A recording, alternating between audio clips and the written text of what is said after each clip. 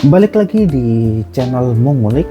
Kali ini kita akan room tour sekaligus bersih-bersih dan bongkar Note GPU cluster saya yang saya gunakan untuk local AI, LLM, CNN, embedding, speech to text, text to speech, and etc. Dan ternyata kalau di total home lab saya secara value di market sekarang itu nilainya ternyata udah melebihi angka 100 juta rupiah.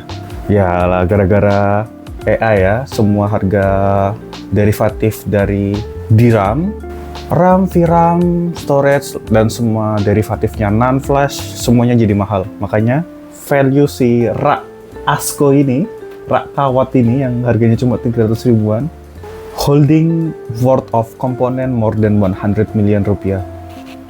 Ya, mari kita tengok. Let's go. Oke, untuk start, ini rak dari S1ware atau yang sekarang udah ganti nama jadi ASCO ya, rak kawat yang harganya cuma 300 ribu, tapi disulap peruntukannya jadi rak server ya. Oke, di atas ini nggak ada apa-apa buat naruh-naruh barang aja. Di row pertama kita put networking ya di sini. Nah, ada switch. Kita pakai MikroTik HXS. Ini dua switch unmanaged, itu managed om udah. Ini nggak kepakai karena ini boros listrik idle-nya, dia 20 watt. Ini di mounting. Kita mounting pakai kabel TIS ya. Ini kabel TIS. Ini kabel TIS ya. Ini kita sanggah pakai PVC board ya. Ini memang super DIY. Di sini ada AP. Untuk row 2 di sini ada segerombolan laptop jadul. Ini Note 1, Note 2, Note 4, Note 3 di bawah nanti ya. Lihat di sini kita ada Asus TUF yang udah buntung, nggak ada screen-nya. Ini speknya Ryzen 5, ya RAM 32. Ini ada laptop jadul. Ini Asus apa ya? Asus lupa, generasi 4 harusnya, Core i3. RAM 8 kalau nggak 10 GB ini. Dan di sini ada yang paling muda ya. Ini tuh Dell XPS 15, i7 generasi 11, 3050 Ti, RAM 32 GB. Ini sebenarnya dari driver saya karena saya udah ganti laptop baru. Ya, jadi ditaruh di home lab server. Dan di sini ada juga SBC Orange P03, RAM 4 GB. Di belakang sini ada HDD-B. Kita pakai power supply-nya bikin sendiri ya, pakai bug. Dan ini nyambung ke Note 2 ini yang Asus TUF pakai ASM 116. Nanti kita lihat belakangnya. Kita lihat belakangnya sebentar kali ya. Kita tarik. Guling lor. Berat. A few moments later. Oke, di belakang sini ada HDD-B yang power supply-nya DIY. Di sini ini ada fan-nya dikontrol pakai ESP yang ada di atas. Jadi ini hard drive-nya kita konekkan ke laptop Asus TUF yang tadi. Jadi ini kita bolongin ya cover TUF-nya. Jadi kita pakai ASM 1164. Dia itu kayak modul NVMe itu SATA. Dia outputnya 6 SATA port. Ya. Jadi itu yang di bawah ini kita ada menu utamanya yang akan nanti kita bongkar ya.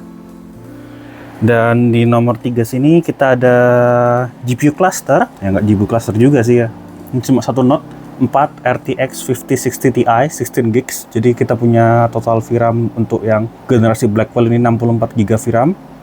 Dan ini ada Ampere ya, 3090 24 GB VRAM.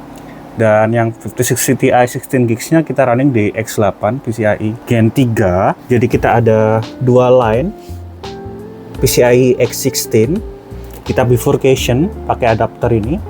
Jadi X16 kita cabang 2 jadi X8. Karena 5060 Ti ini juga bawaannya X8. Jadi kalau kalian taruh juga di X16 nggak ngaruh, tetap X8 dia. Untuk prosesornya kita pakai Xeon ini ya. Makanya kita punya dua real X16 PCIe lane, bukan X8 di sini, tapi udah X16 kita bagi 4. Jadi setiap channel ini, setiap route PCIe lane kita dapat X8 bandwidth, dan yang satu ini pakai X1. Dan ini RAM-nya 128 ECC. Dan untuk power kelistrikan, kita di sini ada videoan ya, video murah.